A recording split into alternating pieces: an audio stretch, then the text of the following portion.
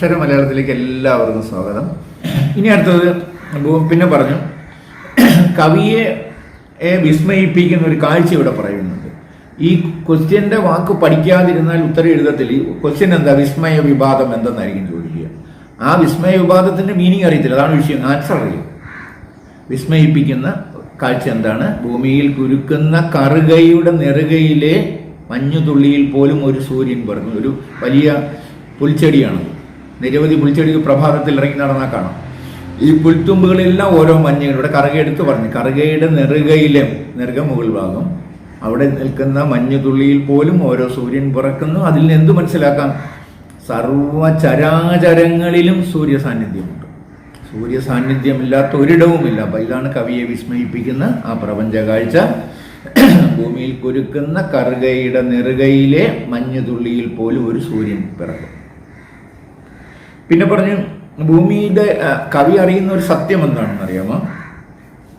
ചിറകുകളിൽ സംഗീതമുള്ള കളഹംസമാണ് ഭൂമി. ചിറകുകളിൽ സംഗീതം, പറക്കുമ്പോൾ സംഗീതം പൊഴിക്കുന്ന പക്ഷിയാണ് ഭൂമി, ഹംസമാണ്. ഇവിടെ ഹംസത്തിന്റെ പര്യായം പഠിക്കണം. ഹംസം, മലയാളം, അരയന്നം. അരയന്നം എന്ന പക്ഷിയാണ്, സ്വാനാണ് ഇവിടെ ഉദ്ദേശിക്കുന്നത്. അപ്പോൾ ചിറകുകളിൽ സംഗീതമുള്ള കളഹംസത്തിന് താഴെ ജീവിക്കാൻ കഴിഞ്ഞതിൽ, ആ നാട്ടിൽ ജീവിക്കാൻ കഴിഞ്ഞതിൽ, ആ ഭാഷ സംസാരിക്കാൻ കഴിഞ്ഞതിൽ, അതിൽ എഴുതാൻ കഴിഞ്ഞതിൽ അഭിമാനം കൊള്ളുന്ന കവി പിന്നീട് പറയുന്നു, ആ സത്യവും കെട്ടുപോകട്ടെ. ഇപ്പം ഞാൻ ഈ പറഞ്ഞതാണ് കവി കണ്ട സത്യം. ചിറകുകളിൽ സംഗീതമുള്ള കളഹംസ, അതിന് താഴെ ജീവിക്കാൻ കഴിഞ്ഞതിൽ, എഴുതാൻ കഴിഞ്ഞതിൽ, സംസാരിക്കാൻ കഴിഞ്ഞതിൽ കവി അഭിമാനം കൊള്ളുന്ന ആ സത്യവും കെട്ടുപോകട്ടെ. കാരണം ഭൂമിയാകുന്ന അമൃതം ആര് കൊത്തി? മരണമാകുന്ന ബലിക്കാക്ക കൊത്തിയിരിക്കുന്നു. തനിക്ക് മാത്രമായൊരു ആനന്ദം വേണ്ട, തനിക്ക് മാത്രമായൊരു സന്തോഷം വേണ്ട, തനിക്ക് മാത്രമായ സത്യം നിലനിൽക്കേണ്ട, ആ സത്യവും കെട്ടുപോകട്ടെ. ഓക്കെ, ഇത് ആ ഭാഗത്തെ ഉത്തരങ്ങളിൽ. ഇനി ഈ കവിതയുടെ അവസാന ഭാഗത്ത് നമ്മൾ വളരെ വേഗത്തിൽ എത്തിച്ചേർന്നെന്ന് കാണാം. ഇതാ ആദ്യാനുഭൂതി എന്ത്, അന്ത്യാനുഭൂതി എന്ത്. ആദ്യ അനുഭൂതി കവി പറയുന്നത് നമ്മുടെ ജനിക്കുമ്പോൾ നാവിൽ തൊടുന്ന തേനിന്റെയും വയമ്പിന്റെയും രൂപത്തിലാണ്. അപ്പോൾ തേനിന്റെയും വയമ്പിന്റെയും രൂപത്തിലാണ് ആദ്യാനുഭൂതി കവിക്കെങ്കിൽ, അന്ത്യാനുഭൂതി ഒടുവിൽ നാവിൽ തൊടുന്ന ഒരു തുള്ളി തീർത്ഥജലമാണ്. അപ്പൊ ജനന മരണങ്ങൾക്കിടയിലുള്ള ഈ കാലയളവ് ഭൂമിയിൽ തന്നെയാണ്. ജനിച്ചപ്പോൾ നാവിൽ തൊട്ടത് തേനും വയമ്പുമാണെങ്കിൽ, മരിക്കാറാകുമ്പോൾ നാവിൽ തൊടുന്ന ഒരു തുള്ളി വെള്ളമാണ്. ഇതെല്ലാം ജനന മരണങ്ങൾക്കിടയിലുള്ള പ്രക്രിയയാണ്. അതുകൊണ്ട് ഇതാണ് കവിയുടെ ആദ്യാനുഭൂതി, അന്ത്യാനുഭൂതി. ഇനി കവിത അവസാനിപ്പിക്കുന്നത് ഇങ്ങനെയാണ്: സിരകളിലൂടെ ഒഴുകുന്നു കയറുന്നു കരാള മൃത്യു. ഇത് ICSE തന്നെ 2-3 പ്രാവശ്യം ആവർത്തിച്ച് ചോദിച്ചാണ്. പക്ഷെ ആ ചോദ്യം ഒന്ന് മാറിയപ്പം നാട് വിട്ടോടി നമ്മുടെ പിള്ളേർ. എന്താ, ഭൂമിയുടെ അന്ത്യയാത്ര എങ്ങനെ ചോദിച്ചത് തീർന്നു. എന്നാൽ ഈ പഠിച്ച പോയിന്റുകളെല്ലാം വാരി എഴുതിയാൽ തന്നെ ഉത്തരവാണ്. അതല്ല, അയ്യോ ഭൂമി യാത്ര പോയതാ ഇവരോട് പറഞ്ഞില്ല എന്നാണ് ഇപ്പൊ പിള്ളേർ പറഞ്ഞു. അപ്പൊ ചോദ്യം എന്താണ്? സിരകളിലൂടെ അരിച്ചു കയറുന്നു കരാള മൃത്യു എന്നാ ചോദ്യം. മറ്റൊരു ചോദ്യം, ഭൂമിയുടെ മരണം എങ്ങനെയാണ്, ഭൂമിയുടെ അന്ത്യയാത്ര എങ്ങനെയാണ്. നമുക്ക് ഉത്തരത്തിലേക്ക് തിരിച്ചു നമ്മൾ ആദ്യം പഠിച്ച 5-6 പോയിന്റുകളുണ്ടല്ലോ, അത് തന്നെ വീണ്ടും തിരിച്ചു വരികയാണ് ഇതിനകത്തോട്ട്. ഒന്ന്, സൂര്യൻ അണിയിച്ച ചിത്രപടകഞ്ചുകം സ്വാർത്ഥരായ മക്കൾ പിച്ചു ചീന്തി സൂര്യകോപത്തിനിരയായി. ഭൂമിയാകുന്ന അമൃത് ആര് കുത്തി? മൃതിയാകുന്ന ബലിക്കാക്ക കുത്തി. അങ്ങനെ വരുമ്പോൾ എന്ത് സംഭവിക്കുന്നു? സോളാർ സിസ്റ്റത്തിൽ നിന്ന് ഭൂമി പുറം. അമൃത് നഷ്ടപ്പെട്ട ഭൂമി എവിടെ നിന്ന് പുറത്തായി? സൗരയൂഥം. എന്താ എഴുതി വെച്ചേക്കുന്ന വായിക്കണം. മണ്ഡലത്തിന് കൊണ്ടറ വേണ്ടായിരുന്നില്ല. മണ്ടൻ കുണ്ടറ എന്ന് പറഞ്ഞാൽ ആ ഐറ്റത്തിലാണ് ഓടുന്നത്, അതല്ല വേറെയാണ്. അപ്പൊ മണ്ഡലത്തിൽ, സൗരയൂഥ മണ്ഡലത്തിൽ നിന്ന് ഭൂമി, അമൃത് നഷ്ടപ്പെട്ട, ചൈതന്യം നഷ്ടപ്പെട്ട, ജീവചൈതന്യം നഷ്ടമാകുന്ന ഭൂമി ആ സോളാർ സിസ്റ്റത്തിൽ നിന്ന് പുറത്ത്, സൗരയൂഥ മണ്ഡലം എങ്ങനെ പുറത്താകും? നമ്മൾ ഇത്രയേറെ സന്താനങ്ങളെ സൃഷ്ടിച്ചതിൽ സങ്കടപ്പെടുന്ന, അപമാനിത, മാനഭംഗത്തിനിരയായ ഒരമ്മയാണ് ഭൂമി. വൃദ്ധയായ ഒരു സ്ത്രീയെ, വൃദ്ധ മാതാവിനെ വീട്ടിൽ നിന്ന് പുറത്താക്കുമ്പോൾ അവരുടെ സങ്കടഭാരം തോളിലുണ്ടാവും. ഇവിടെ പറഞ്ഞിട്ടുണ്ട് വിഴുപ്പും പേറി. എന്താണ് ആ വിഴുപ്പ്?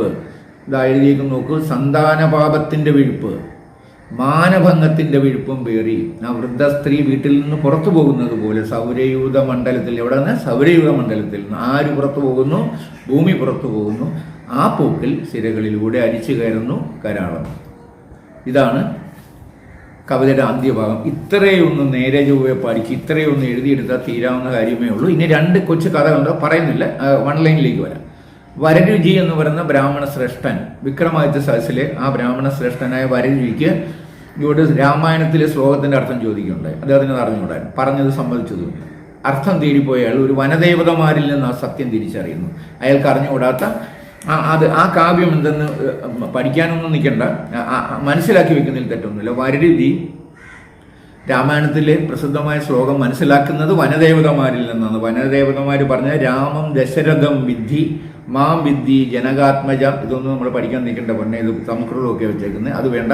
മീനിങ്ങിലേക്ക് വന്നാൽ വനവാസത്തിന് പോകുന്ന രാമലക്ഷ്മണന്മാർ, സീതയോടൊപ്പം ഇവർ 3 പേരും കൂടെ വനവാസത്തിന് പോകുന്ന സമയത്ത് സുമിത്ര ലക്ഷ്മണനോട് പറയുകയാണ്. ലക്ഷ്മണന്റെ അമ്മയെ സുമിത്ര പറയുന്നു, കൊട്ടാര സദൃശ്യമായ സമൃദ്ധമായ പ്രൗഢഗംഭീരമായ രാജകൊട്ടാരത്തിൽ നിന്നും രാജ്യത്ത് നിന്നും പുറത്തു പോകുന്ന രാജകുമാരന്മാരാണ്. അവരോട് പറയുന്നു, ഈ അടവി, ഈ വനം നിങ്ങൾ അയോധ്യയായി കാണണം. വനത്തെ അയോധ്യയായി കാണണം, രാമനെ പിതാവായി കാണണം, സീതയെ അമ്മയായി കാണണം, ലക്ഷ്മണൻ അവർക്ക് കാവലായി നിൽക്കട്ടെ. കണ്ടോ? നഷ്ടങ്ങളിലേക്ക് യാത്ര പോവുകയാണ്. ആ യാത്ര പോകുന്ന മകനെ ആശ്വസിപ്പിക്കാൻ അമ്മ പറഞ്ഞത്, ആശ്വസിപ്പിക്കുകയല്ല, സുദൃഢമായ ഒരു സന്ദേശത്തിലൂടെ യാത്രയൊക്കെയാണ് ചെയ്തത്. നഷ്ടമാകുന്ന അയോധ്യ നിങ്ങൾ ചെന്ന് കയറുന്ന വനഭൂമിക തന്നെയാണ്. പിതാവിനി രാമനാണ്, മാതാവ് സീതയാണ്, ലക്ഷ്മണ നീ അവർക്ക് കാവലാളായി നിൽക്കും. ഇതാണ് വിക്രമാദിത്യ സദസ്സിൽ ചെന്ന് നമ്മുടെ വരരുചി എന്ന് പറഞ്ഞു. ഇനി അതിൻ്റെ ചേർത്ത് വരരുചി ഒരു ചണ്ഡാല സ്ത്രീയെ വിവാഹം കഴിക്കുമെന്ന് വനദേവതമാർ പറഞ്ഞതനുസരിച്ച് എന്ത് ചെയ്തു? വരരുചി അത് നടക്കാതിരിക്കാൻ വേണ്ട പണിയെല്ലാം നിർവഹിച്ച് ആ പിറന്ന ചണ്ഡാല കൊച്ചിനെ ഒരു ചങ്ങാടത്തിൽ വെച്ച് കെട്ടി നെറ്റിയിലൊരു പന്തം കുത്തി നദിയിൽ ഒഴുക്കി കളഞ്ഞു.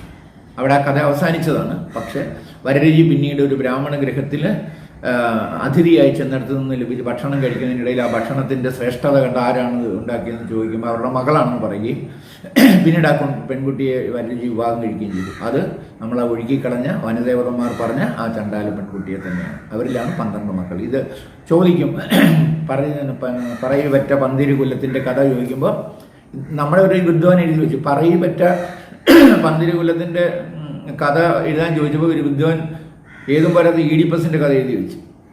ഈഡിപ്പസിനെ വളർത്താൻ പറ്റാത്തതിന് കൊല്ലാൻ പറഞ്ഞു വിട്ടാൽ ഈഡിപ്പസിന് 12 മക്കളുണ്ടെന്നായി തെറ്റിദ്ധരിക്കപ്പെട്ടു. ഇതാ പറയുന്നത്, ദൈവത്തെ ഓർത്ത് ചോദ്യങ്ങൾ പഠിക്കണം. കവിത പഠിക്കുന്നവർ ഉത്തരങ്ങളോടൊപ്പം തന്നെ ക്വസ്റ്റ്യൻ കാണാൻ പഠിക്കാനല്ലേ, ക്വസ്റ്റ്യൻ്റെ മീനിങ് പഠിച്ചേ പറ്റൂ. പറയിപ്പറ്റ പന്തിരുകുലം സൂചിത കഥ എഴുതാൻ പറഞ്ഞാൽ പറയുടെ കഥയല്ല വേറെ ഏത് കഥ എഴുതാൻ പറ്റും.